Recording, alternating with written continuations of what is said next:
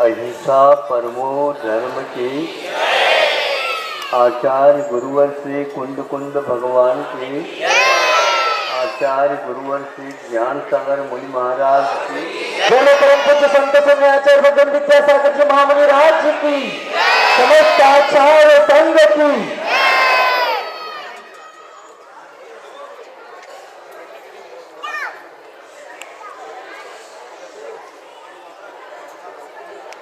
हम अपने विकास करना चाहते हैं,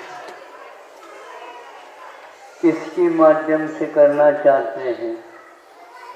ये बहुत सारे वैभव है, इनके विकास में हमारा विकास हो जाएगा। आज सोचते सोचते यहाँ तक तो अपने बारे में सोचना फिर भी ठीक है, अपने कार्य में लग जाओ, लेकिन ये सोचते सोचते अड़ोस पड़ोस की उन्नति न हो। क्या आप अपनी उन्नति तो चाहते हैं, किंतु उनकी उन्नति नहीं होना चाहिए, क्योंकि उनकी उन्नति होने से हमारा महत्व कम हो जाता है ना। ऐसा मन में आता भाव, ये अधर्म भाव माना जाता है। जिस प्रकार आप अपने बारे में सोचते हैं, वो भी अपने स्वयं के बारे में सोचता होगा। यदि वो भी मान लो आप जैसे दूसरे के विकास न हो ये सोचने लग जाएगा, फिर दोनों के पास धर्म नहीं रहेगा। आचार्य कहते हैं हमारा हित दूसरे के हित के बारे में सोचने पर भी आधारित है। दूसरे का हित हो ये सोचेंगे, हम स्वार्थ त्याग कर रहे हैं, पर के बारे में सोच रहे हैं। यदि पर के बारे में सोचना है तो उनके भी विकास के बारे में सोचो।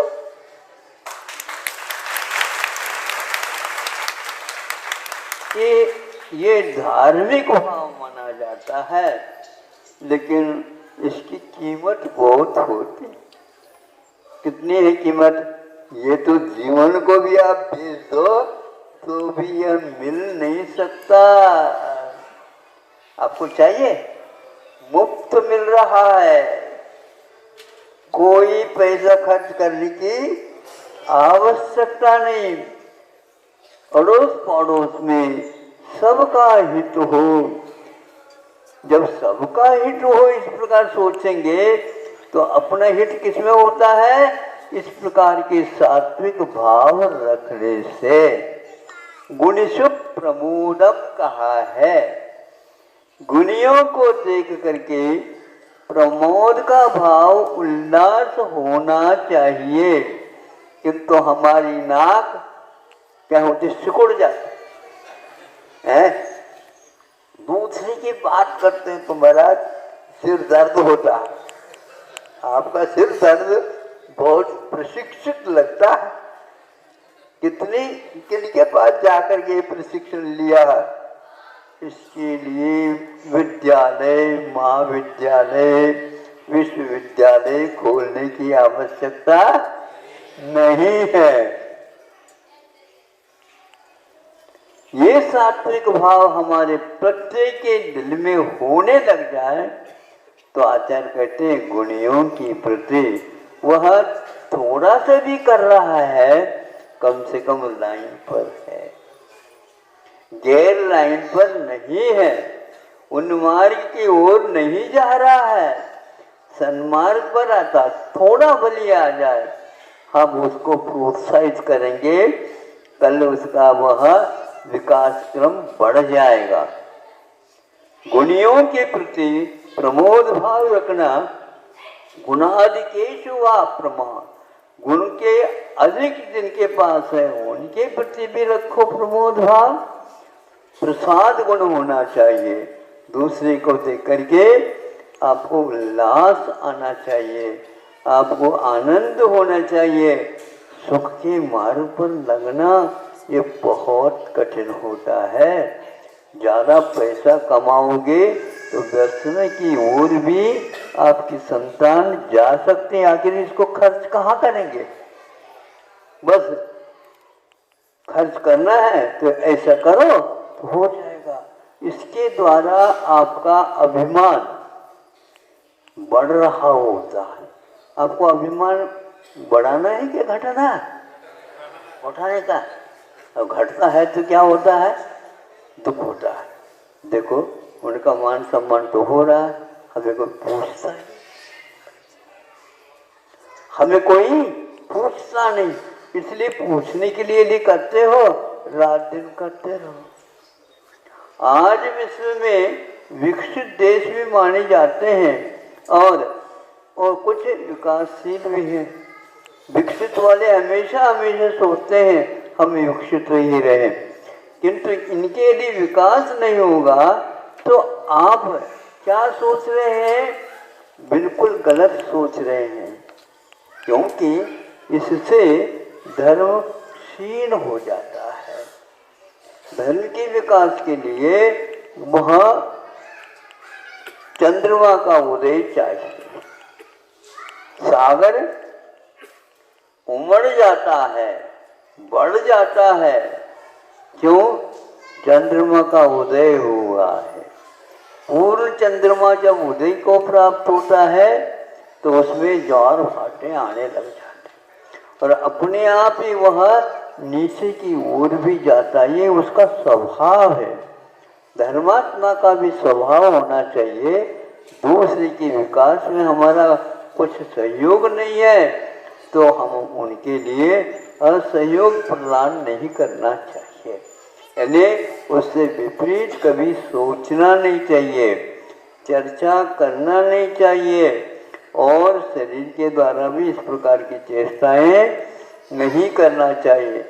आचार्यों ने इसको इस प्रकार सोचने के लिए बाध्य किया हम लोगों को। क्या सोचने के लिए?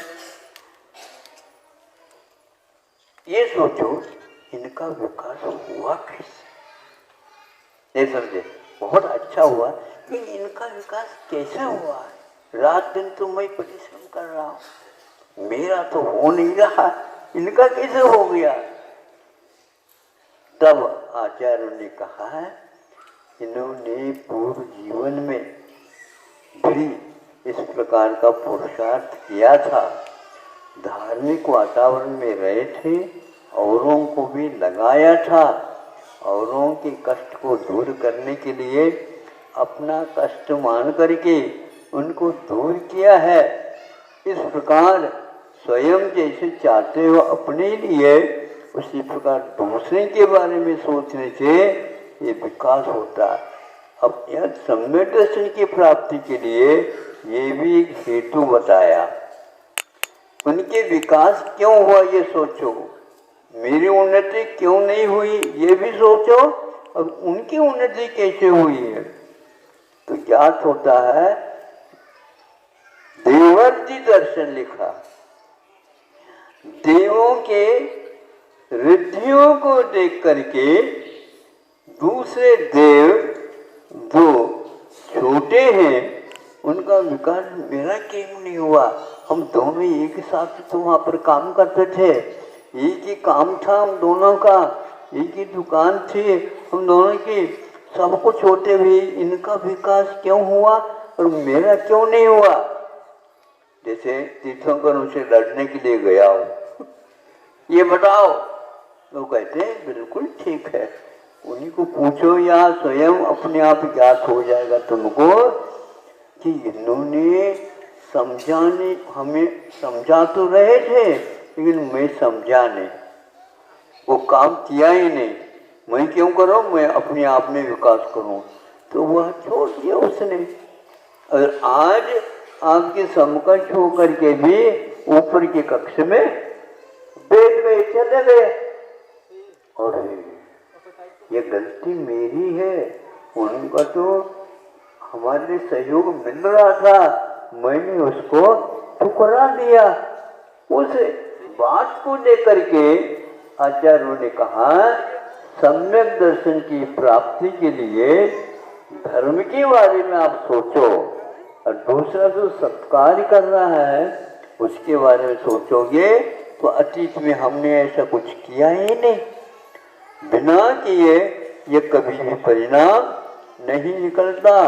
रात दिन बच्चे ये करते हैं, तब प्रथम श्रेणी में आते हैं, उस समय आप खुर्राटे लेते रहते हैं, है क्या नहीं? आराम के साथ। अभी परीक्षा बहुत दूर है, अभी परीक्षा बहुत दूर है, दूर है। आंखें बंद कर दो तो सूर्य उगाने ऐसा भी लगता। आंखें तो खोलो ताकि सूर्य का दर्शन हो जाए। सुबह सुबह नींद अच्छी आती है, तो वह उठाते हैं, अलार्म की घड़ी है वो भी उठाती है, तो उस बटन दबा देता, क्योंकि थोड़ा सा और झपकी ले लो। लेते लेते लेते जब देर हो जाता है तब माँ कहती है उठता है क्या नहीं, तो वह ठंड का दिन है मान लो, भगवान के अभिषेक बाद में कर लेंगे, कर लो अभिषेक, तो अपने आप उठ जाता है। जाएगा कब, भोजन आदि कब करेगा, विद्यालय जाना। तो यह बात बाद में समझ में आ जाती। हमने अध्ययन किया नहीं और परिणाम की ओर देख रहे हैं, फिर बाद में लिख दे पेपर में गुरुजी कृपांक भी होते हैं, और तुम्हारे ऊपर कौन कृपांक करेगा? दक्षिण में कृपांक के लिए कहते थे कृपा तो होनी चाहिए, बिल्कुल ठीक है, एक आध हो गुण तो उसको डाल जा सकता। अंक जो है आपको इसमें मिले उल्टी जीवनों ऊपर से 33 भी नंबर नहीं मिल पा रहे हैं, और फिर भी हम प्रथम श्रेणी वाले आए हैं, वहां तक चले जाएं। कैसे जाओगे? आज लगभग हवा यही चल रही है। आरक्षण का परिणाम हमने कुछ अध्ययन में नहीं किया, लेकिन यही आता है कि हम अंक चाहते हैं लेकिन बिना परिश्रम के। तो देवर्षि दर्शन आपको याद करना है। अन्य एक देव दूसरे देव की रिद्धियों के बारे में सोचता है, वैभव के बारे में सोचता है, शरीर की कांति के बारे में सोचता है, अध्ययन के बारे में सोचता है, तो वह निश्चित रूप से इन्होंने किया है और हमने कुछ भी नहीं किया है। इस अपरिश्रम करोगे, परिश्रम नहीं करोगे तो कभी भी आप खाया हुआ जो अन्न है उसको पचा भी नहीं सकोगे। हाँ, बच्चों को ज्यादा पैसा मत ले लाओ, किंतु उसको परिश्रम सिखाओ तो वह अपने आप को ऐसा पचा दे।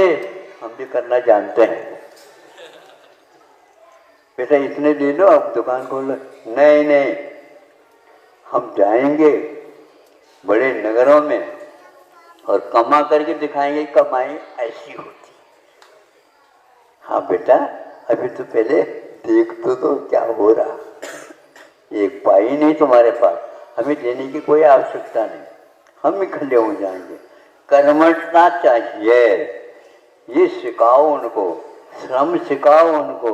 ऊपर से कोई कृपा नहीं होती, कृपा तो उन्हीं के ऊपर बरसती है, भगवान की कृपा। कौन? तो स्वयं अपने आप को संभालता है। तो संभालता है तो फिर दूसरे को संभालने की क्या आवश्यकता है? थोड़े बहुत हाथ लगा दो, ठीक है, लेकिन परिश्रम तो अपने को करने, क्योंकि अपने पेट में जो दाना है वो तभी पच सकता है जब हम मेहनत करेंगे, जब हम पुरुषार्थ करेंगे, जब हम सात्विक भाव करेंगे। यदि कषाय भाव रखेंगे तो खाया हुआ पचता नहीं। क्या होता? क्रोध के साथ, मान के साथ, माया के साथ यदि आप भोजन आदि करते हैं, निश्चित है परिणाम निकलता है तुमने ऐसे ऐसे भाव किए इसलिए तो ऐसा ये पचा ही नहीं और पच सकता ही नहीं। जब खाया हुआ अन्न यदि नहीं पचेगा तो घर में बहुत मेवा मिष्ठान है, वो किनके लिए? आप लोगों के नसीब में नहीं है। अरबपति भी है, खरबपति भी है, लेकिन बहुत अच्छे खाते होंगे पीते होंगे। अच्छे क्या, दवाई तो अच्छे खाते, भोजन अच्छे नहीं कर सकते। गेहूं नहीं खा सकते, शक्कर नहीं खा सकते, घी नहीं खा सकते, दूध नहीं ले सकते, कौन से रह गए आप बताओ? सभी तूप घी तो कह दिया, ये सब नहीं खा सकते, नहीं खा सकते, फिर क्या खा सकते हैं? तो डॉक्टर लोग कहते हैं गम खाओ, यानी दुख का सेवन करो। दुखम सह निद्रा, इस प्रकार मूलाचार्य में पाठ आया। जितने आप दुख को सहन करोगे उतने ही घुट जाओगे, शक्ति आएगी, परिश्रम करने की क्षमता आएगी, अन्यथा ऐसे बैठे रहोगे। महाराज ये बेटा चल नहीं पा रहा है, आपने चलाया नहीं तो कैसे चलेगा? लाड प्यार ज्यादा करने से वो चलना भूल जाए, अपने आप चलेगा। वो वहां पर जाकर के बैठो, आप बेटा स्वयं नहीं उठो, अब खिसकेगा, खिसकता आएगा तो अपने आप एक बार उठ करके बैठना भी चालू कर देगा, अपने आप गति आ जाएगी। इसी प्रकार उसको पाला जाता, पोषा जाता है, किंतु जब वह युवा हो जाए उस समय उसको कहा जाएगा तुम अपना संभाल हुआ, ये घर ही तुम्हारा है, मेरा यहाँ पर कुछ नहीं। इस प्रकार आप परिश्रम की ओर देखोगे, आरक्षण अपने आप ही समाप्त हो जाएगा। यानी दूसरे को सहयोग तो दो, लेकिन ऐसे नहीं कि आराम तलबी के साथ दे दो। योग्यता का ही मूल्यांकन होना चाहिए। भारत में इसकी बहुत कमी हो गई है। योग्यता का परीक्षण हुए बिना ये परिश्रम कर ही नहीं सकते। एक बार चटका लग जाना चाहिए, उसको भीतर से रुचि जागृत हो लेना चाहिए। भोजन की यदि इच्छा नहीं होती और खाओ बेटे कुछ नहीं खाएगा वो, फिर दवाई खिलानी पड़ेगी।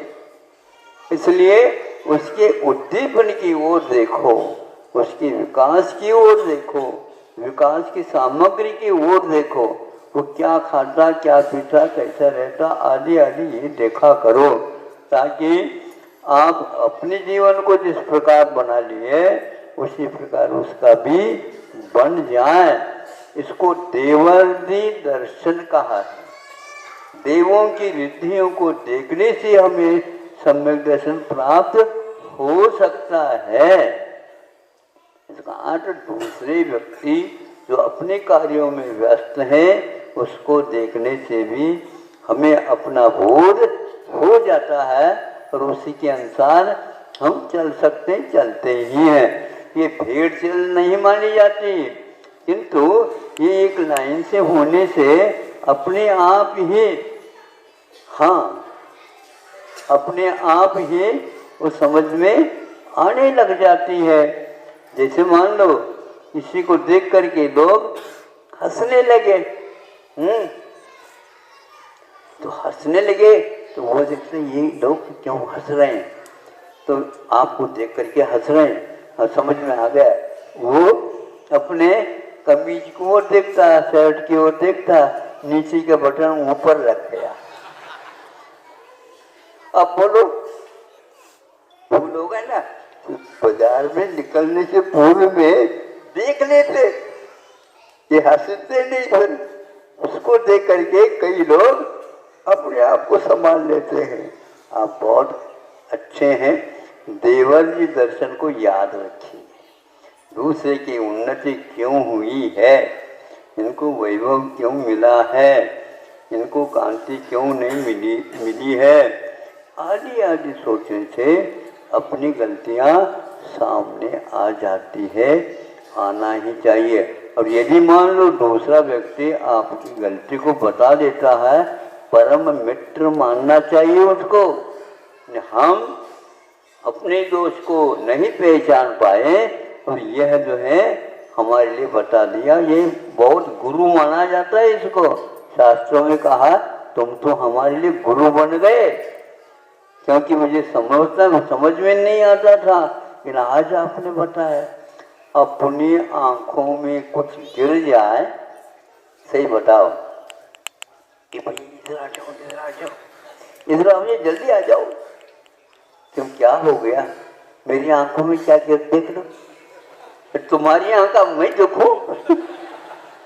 उस आंख को कह देना क्या गिरा है, देख ले, निकाल ले।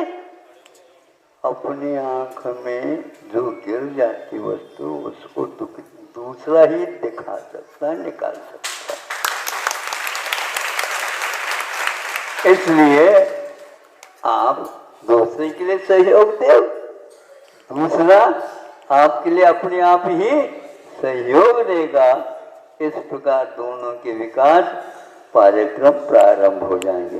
आज तो 2-3 मिनट ज़्यादा हो गए, आप अच्छे भाग्य करके आए हो आज। ये तो 15 मिनट ही रुकता था, बहुत अच्छा। आज के इस विषय को देवर्षि दर्शन के माध्यम से हमेशा याद रखना और जो साथी संगाती हैं उनको भी बता देना। अहिंसा परमो धर्म। जय परम पूज्य संत शरण आचार्य भगवान विद्यासागर जी महामुनि राज की